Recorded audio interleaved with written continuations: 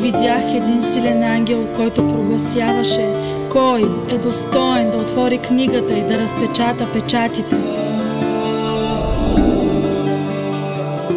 И никой, нито на небето, нито на земята, нито под земята, не можеше да отвори книгата, нито да я гледа.